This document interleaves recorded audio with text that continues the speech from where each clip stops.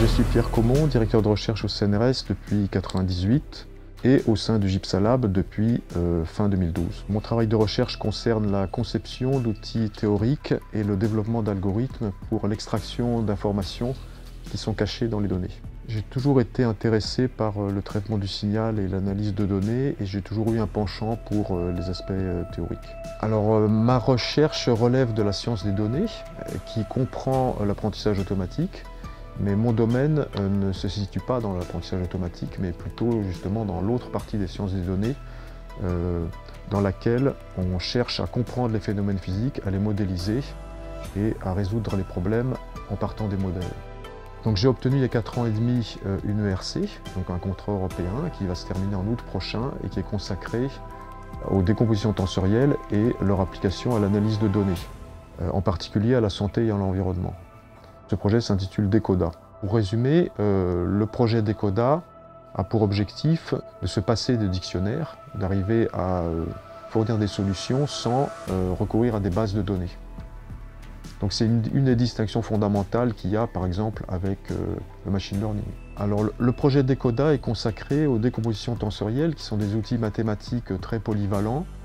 Pour donner une image simple, le cœur de l'outil utilise une modélisation par polynômes multivariés alors que des techniques plus anciennes comme l'analyse en composantes principales est basée sur des outils linéaires. Et les polynômes multivariés sont très polyvalents parce qu'ils permettent d'approximer un grand nombre de fonctions. Et le deuxième intérêt de ce genre d'outil est que quand on décompose un tenseur en somme de rang 1, eh bien, ça peut se faire de façon unique, contrairement au cas linéaire. Alors actuellement, je participe aussi à un autre projet qui a démarré l'an dernier, c'est un FUI intitulé WISE, et c'est dans ce cadre-là qu'on a développé un nez artificiel. Le projet du nez artificiel, qui est conduit par Simon Barthelmé, a plusieurs applications. Des applications à la santé, des applications dans le domaine de la parfumerie, des applications dans le domaine de la surveillance des milieux professionnels, par exemple pour détecter des molécules toxiques et en trouver l'origine.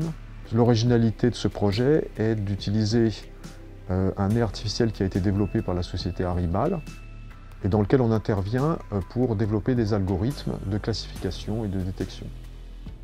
Donc le robot que vous voyez est un robot un peu futuriste qui est pour l'instant pas encore au point, mais ce robot a pour objectif, pareil, de détecter les odeurs et surtout de trouver l'origine. Son but, c'est de se diriger vers la source des odeurs. Alors dans mon parcours, il y a eu une découverte assez marquante, c'est l'analyse en composantes indépendantes que j'ai formulée en 1991 et c'est l'article le plus cité que j'ai, qui est connu du monde entier. Moi j'aime beaucoup le travail en groupe. Je pense que la compétition n'est pas forcément une bonne chose. La collaboration est beaucoup plus efficace. Par ailleurs, les interactions avec les doctorants sont très enrichissantes dans les deux sens. Ce n'est pas seulement nous qui apportons le savoir et les techniques d'apprentissage, justement, apprentissage humain. Nous, on apprend beaucoup aussi des doctorants et des postdocs. Ils ont quelquefois des idées auxquelles on n'aurait pas pensé et on les aide simplement à les mettre en forme.